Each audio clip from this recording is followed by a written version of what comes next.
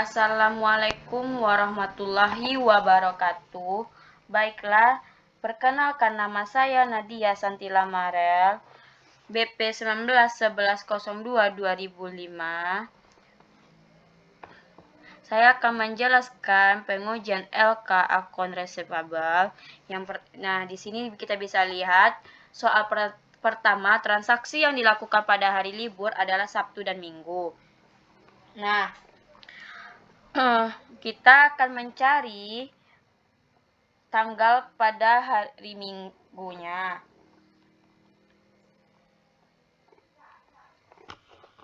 Nah, kita masukkan ke data, lalu kita filter seluruh data ini. Nah, habis itu kita melanjutkan memfilter tanggal. Nah, saya tidak memperpanjang atau tidak mempersulit. Saya telah mencari di kalender pada hari libur, yaitu tanggal 16 Maret, lalu tanggal 9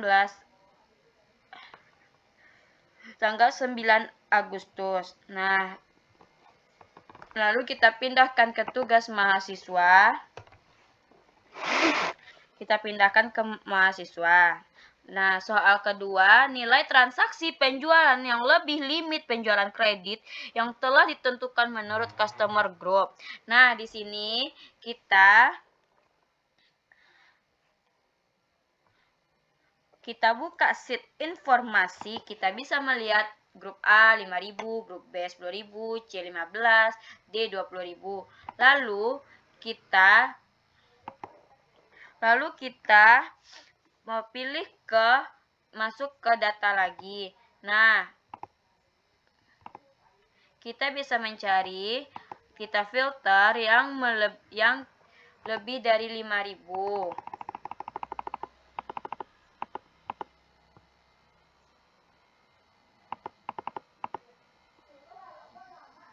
Kita melebihi 5.000. Nah, nih 5.600 dan 6.300 kita ambil, lalu kita pindahkan ke data mahasiswa, ke tugas mahasiswa. Nah, yang A-nya seperti itu, B-nya juga seperti itu, C-nya juga seperti itu. Lalu transaksi dengan nomor ganda.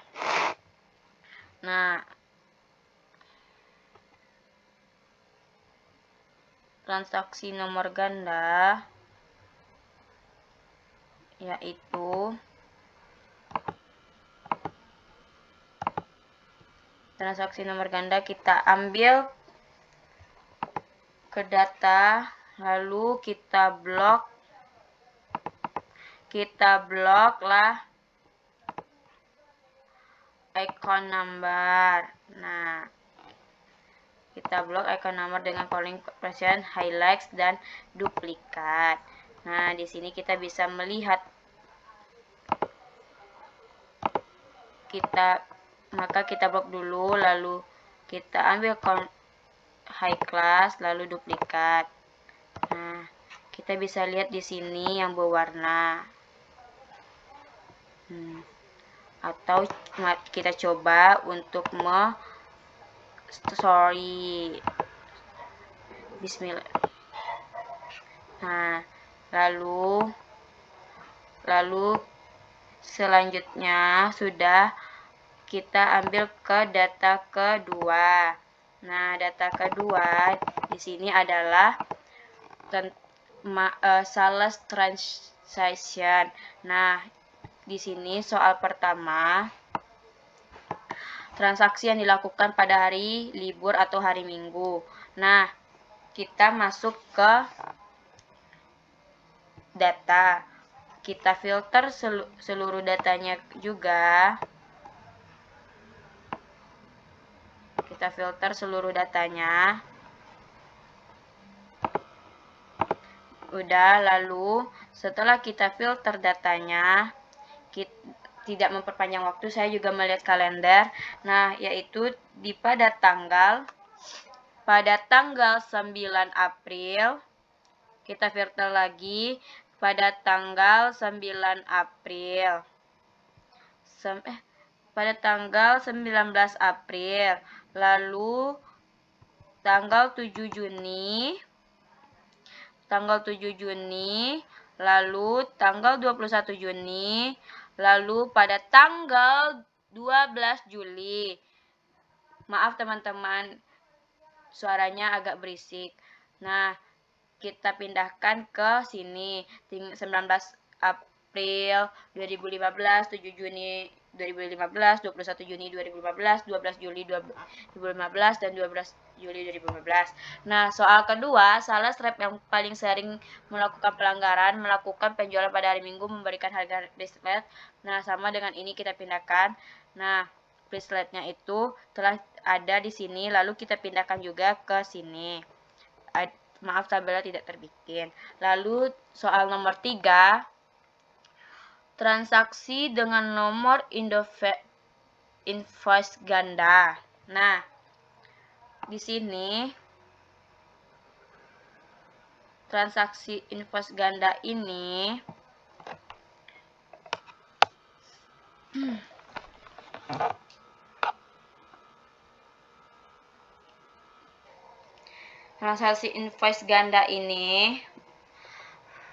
kita ambil dari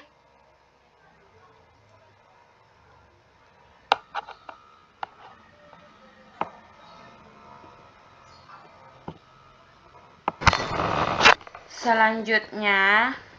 Teman-teman, maaf tadi terputus. Kita pergi ke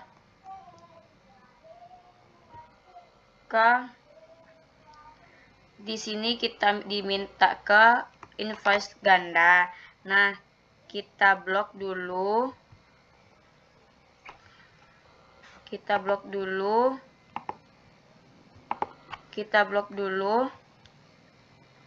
This internet reflecting.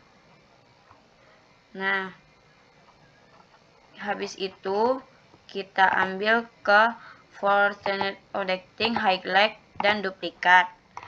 Nah,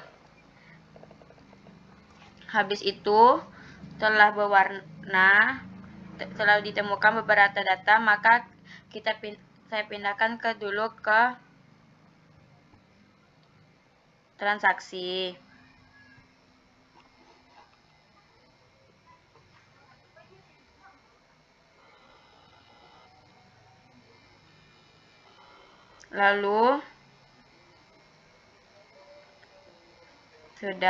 Lalu kita soal selanjutnya, customer yang paling banyak melakukan pembelian klien. Nah, saya telah membuat customer banyak.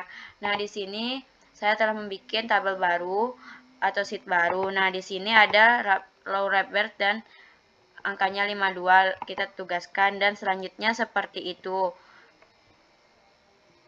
Baiklah, selanjutnya pengujian LK full EFA. Nah, di sini laris elektronik Jalan Elang nomor 7. Nah, di perkiraan tidak ada masalah, daftar arus kas tidak ada masalah, neraca awal tidak ada masalah, kas tidak, bank JPNJM. Nah, di BB ada masalah. Nah, di sini sebelumnya saya menemukan tidak ada rumus, lalu berselisih beberapa, lalu angkanya pun berbeda. Nah, di sini pun tidak ada rumus, angkanya pun berbeda. Nah, di saldo awal pun seperti itu, sebelumnya tidak ada rumus dan sekarang telah berumus dan berjumlah. Lalu di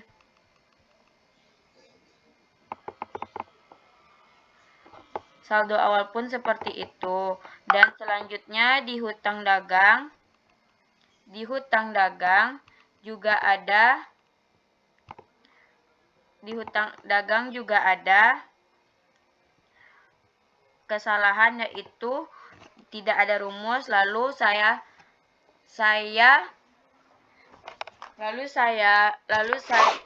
perbaiki, dan sebelumnya juga angkanya berbeda dari sebelumnya, itu 139 sekian 683.700.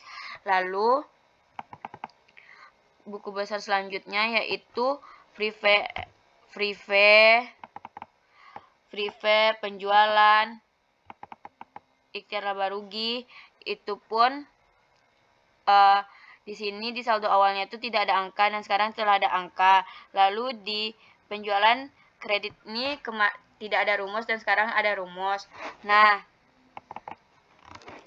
pembelian pun seperti itu. Rumusnya pun berbeda dan angkanya pun berubah karena setelah ada rumus. Nah, di potong pembelian pun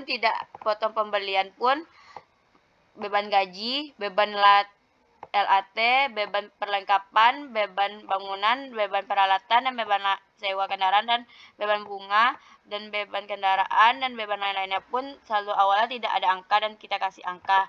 Nah, selanjutnya di neraca saldo ini sebelumnya angkanya tidak segini karena buku besar telah diperbaiki, maka angkanya juga berubah. Dan sebelumnya saya tidak menemukan rumus di sini. Nah, di hutang dagang pun seperti itu. Di penjualan pun seperti itu karena buku besarnya telah berubah. Nah, di laba rugi ini saya tidak menemukan rumus, lalu saya membuat rumus dan angkanya pun berubah dan neraca pun sama seperti itu.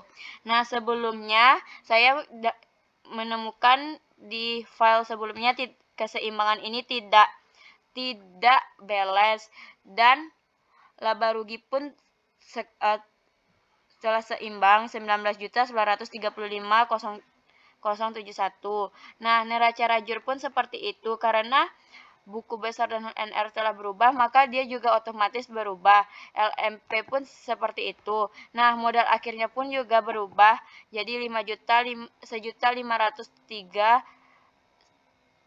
1.503.155.822. Neraca pun seperti itu karena sebelumnya hutang dagang ini tidak seperti sebelumnya di buku besar hutang dagang seperti ini. Nah, sebelumnya saya menemukan aktiva ini tidak balance dan total pasifa juga tidak, aktiva dan pasifa tidak balance. LAK pun tidak ada kesalahan, piutang tidak ada kesalahan, hutang tidak ada kesalahan, BP piutang tidak ada kesalahan. Nah, BP hutang, BP bank, daftar penjualan dan pembeliannya juga tidak ada kesalahan.